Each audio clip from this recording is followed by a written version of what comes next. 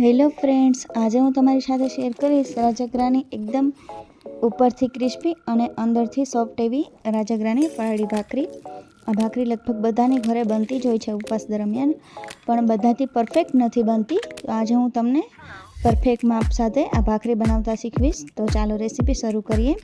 જો આ તમે સ્ટેપ બાય સ્ટેપ બનાવશો પણ તો તમારી ભાખરી પણ ઉપરથી ક્રિસ્પી અને અંદરથી એકદમ સોફ્ટ બનશે. તો ચાલો રેસીપી શરૂ કરીએ. તો રાજગરાની ભાખરી બનાવવા માટે મેં અહીંયા લીધો છે 1 વાટકો રાજગરાનો લોટ લીધો છે. લોટ હંમેશા ચાળીને જ વાપરવાનો છે. અને હવે એની અંદર રાજગરા કરતાં અડધો એટલે 1 વાટકીના માપથી મેં અહીંયા લીધો છે તપકીનનો લોટ. ત્યારબાદ એની અંદર સ્વાદ મુજબ મીઠું ઉમેરી દઈએ અને એને સારી રીતે મિક્સ કરી લઈએ. અને જો અહીંયા સારી રીતે મેં લોટ મિક્સ કરી લીધો છે.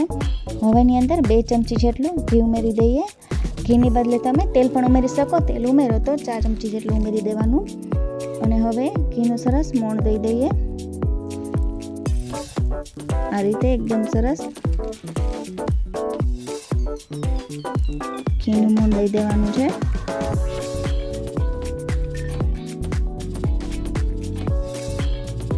થોડું થોડું પાણી ઉમેરી દઈએ અને આવી રીતે એકદમ કઠણ લોટ બાંધી લેવાનો છે. આપણે તપકીનનો લોટ એટલે એડ કર્યો છે કેમ કે રાજગરાના લોટમાં કોઈ પણ જાતનું બાઇન્ડિંગ નથી હોતું. બાઇન્ડિંગ માટે અહીંયા મેં તપકીનનો લોટ યુઝ કર્યો છે ને. તો આવી રીતે એક ગોયણું લઈ લેવાનું છે અને પાટલાની ઉપર રાખીને થોડું આવી રીતે વણી લેવાની છે ભાખરી આપણે. અને હવે ભાખરીની સાઈડ ફેરવી દઈએ અને આવી રીતે બધી બાજુથી કવર કરી લઈએ. તો જો એકદમ આ રીતે સરસ તૈયાર થઈ ગયું છે. અને હવે પાટલાની ઉપર થોડો આપણે તપકીનો અથવા તો રાજગરાનો કોઈ પણ એક લોટ લઈ લઈએ અને આવી રીતે ભાખરી સરસ વણી લઈએ. જો ભાખરીની કોર ફાટે તો આવી રીતે તમારે જોઈન્ટ કરી લેવાની કેમ કે રાજગરાનો લોટ છે એટલે થોડી કોર ફાટે જ. તો તમારે સાથે સાથે સીલ કરતું જવાનું છે આ રીતે. તો જો અહીંયા ભાખરી વણાઈને સરસ તૈયાર થઈ ગઈ છે. અહીંયા મેં બહુ પાતળી પણ નહીં અને બહુ જાડી પણ નહીં એવી ભાખરી વણીને તૈયાર કરી છે. તો હવે ઉપરની સાઈડ આપણે તાવડીમાં આવે એ રીતે તાવડીની ઉપર ઉમેરી દઈએ અને લો ગેસની ફ્લેમ ઉપર 2 થી 3 મિનિટ એક બાજુ શેકાવા દઈએ. તો એક બાજુ શેકાઈ ગઈ છે. હવે સાઈડ ફેરવી લઈએ અને બીજી બાજુથી પણ 2 થી 3 મિનિટ શેકી લઈએ.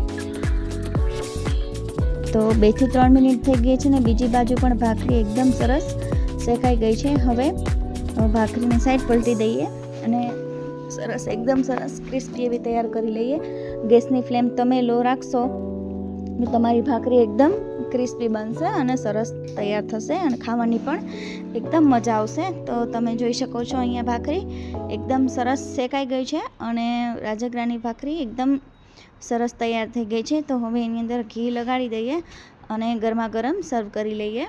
તો આ ભાખરી એવી છે કે તમને ગરમા ગરમ જ ખાવાની મજા આવે. તો તૈયાર છે આપણી રાજગરાની એકદમ ક્રિસ્પી ભાખરી.